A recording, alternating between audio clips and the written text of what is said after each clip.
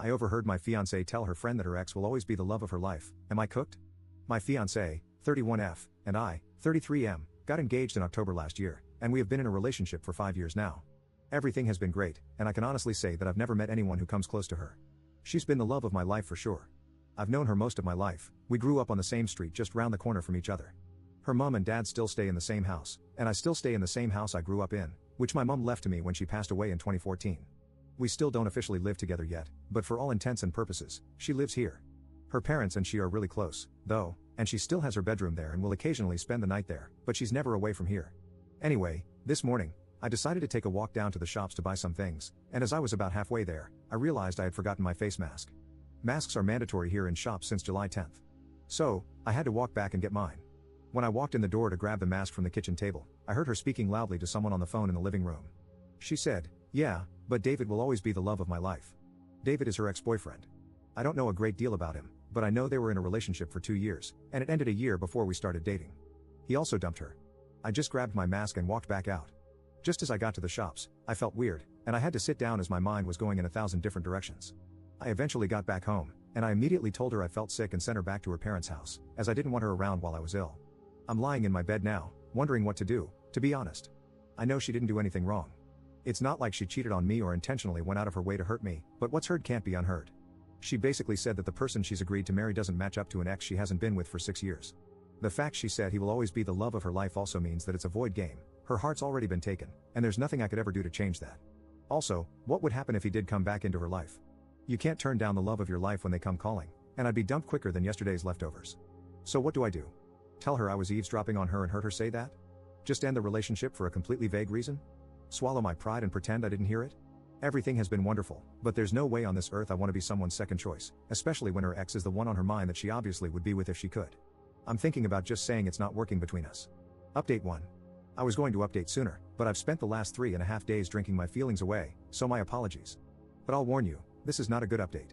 Right, so after posting and receiving some advice on Reddit, on Thursday, I was thinking of telling her to come over at night so we could talk, but I settled on Friday morning instead as I wanted to get my head in a clearer state. She still thought I was ill, so I needed a bit of time to think through what I was going to say. So she comes around on Friday morning, about 8 a.m., with rolls and tuna mayo crunch her mom had made for me along with grapes, sweets, and juice and stuff.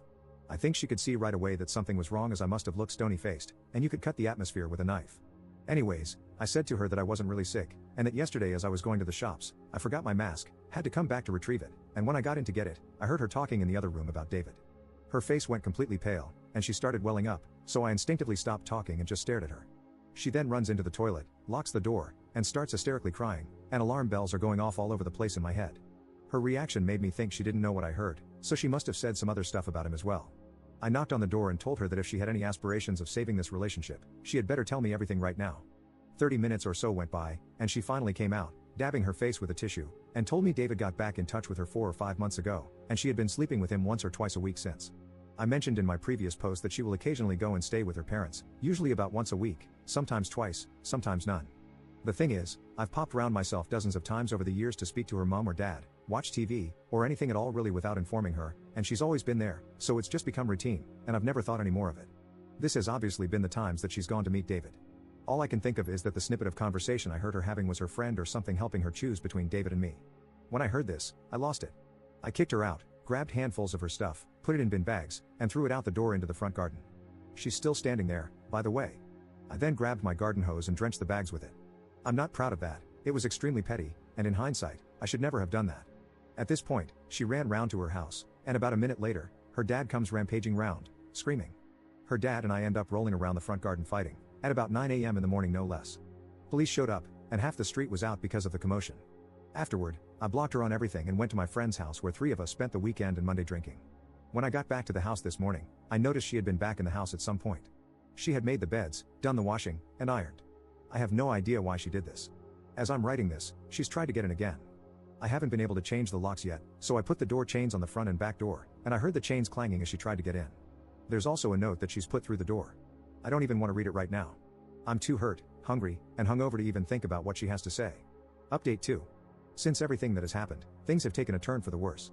As many of you mentioned I should do, I sent an email to her father, explaining my side of the story and apologizing for taking things public and embarrassing his daughter, but as I said previously, I acted instinctively. I didn't apologize for fighting him as I was reacting to him coming at me. He basically told me to screw off and accused me of biting his ear for some reason. So that's what was stuck in my teeth. I joke, of course, if you don't laugh, you'll cry. About a week ago, I went outside to find my car keyed right down from the passenger side wing mirror round to the boot. Last Sunday, I was walking down the road to meet a friend at the Arches, a place where we occasionally hang out and walk from an arched bridge, and as I was turning the corner, a friend of a friend called me a disgrace. I asked how I am a disgrace, and she told me that I'm a disgrace for beating up my ex-fiancée. Let's just be clear here, I've never laid a finger on her in my life. Either her father, or someone else is perpetuating this lie, and me throwing her stuff out and hosing it has obviously given this an authenticity. I haven't spoken to my ex, and she hasn't tried to contact me anymore. I think they're all on the same page now, that I'm the bad guy. I've got the ball rolling in putting my house up for sale. I can't live here anymore. I wish I still had my mom to lean on, she would make things better. Sorry for the crappy update. Update 3. Hey, wow, so it's been a year since I last posted. Firstly, I want to thank everyone who has reached out. I've tried to reply to everyone, and hopefully, this update will help. I am still in my house, but I will be renting it out rather than selling it. I can't in good conscience give up something that was my mom's and has been in the family for generations. I have since spoken to the father, and I understand why the family circled the wagons, but to throw me under the bus so brutally was genuinely ridiculous. Collateral damage to me and my name is alright, apparently. I've only known them my entire life. All in all, I feel like I was in the midst of a crap storm that changed course. Still struggling, but feeling a lot better now that I've got an umbrella and a roadmap. I would also like to note that I posted on social media giving my side of the story. Whether or not that was right or not is up for debate, I guess, but it was after I'd let those close to me discreetly spread it first, so I felt the time was right. Her side is still singing off the same hymn sheet, but I'm hoping neutrals will see things from my side. My close pals have been incredible throughout all this, but that's why they're close pals, I guess. Anyways, cheers. Edit.